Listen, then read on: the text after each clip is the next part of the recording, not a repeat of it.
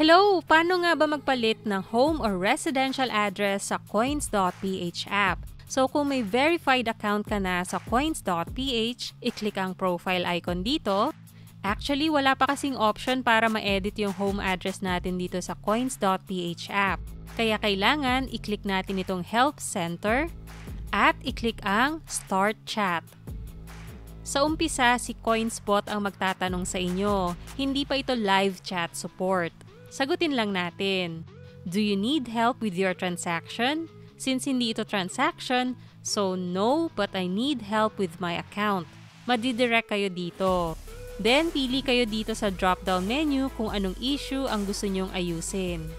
Hinahanap ko kung may update my account info pero wala, so ang pinili ko na lang ay ID verification. Next, i-type nyo yung concern nyo. So nilagay ko ay, I would like to change my residential address. Then, click send. Ang susunod na sasagot na sa inyo ay live chat support pero medyo maghihintay nga lang kayo. Sabi dito, pwede naman mag-add ng comments or screenshots habang naghihintay kayo ng magre-reply na support. Well, naghintay lang muna ako kasi hindi ko alam kung gaano katagal may sasagot. So, nung may nag-reply na, binigyan ako ng ticket number.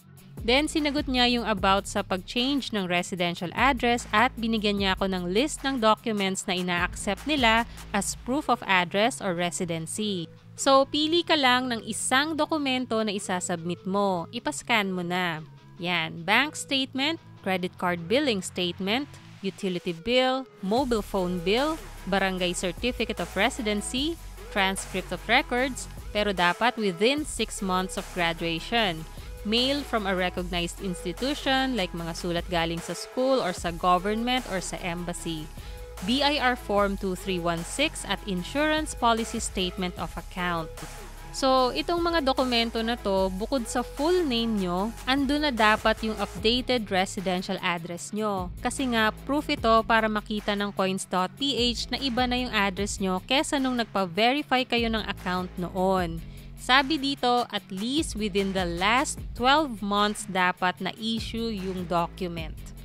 Pero, paano kung wala ka nitong mga documents na to? Well, sabi dito, pwede namang bill na nakapangalan sa magulang mo or nakapangalan sa asawa mo. Kailangan mo pa ring patunayan na magulang mo sila. So, kailangan mo pang mag-submit ng birth certificate. So, kung asawa naman, marriage certificate. So, i-click nyo lang itong clip na icon dito para i-attach yung scanned document galing sa gallery nyo. Pwede naman daw dito sa chat support nila i-submit. Hintayin nyo lang kasi maya-maya magre-reply yung chat support. So, ni-review na nila yung document ko at in-update na daw nila yung home address ko. Pero yun lang, hindi kasi natin makikita dito sa app kung na-update na yung address, maliban sa sinabi ng chat support. Siguro, tiwala lang, screenshot ko na lang para may proof na nag-submit ako at na-update na daw. So, ganun lang magpalit ng home address sa coins.ph app. Thank you for watching. Like, share, and subscribe.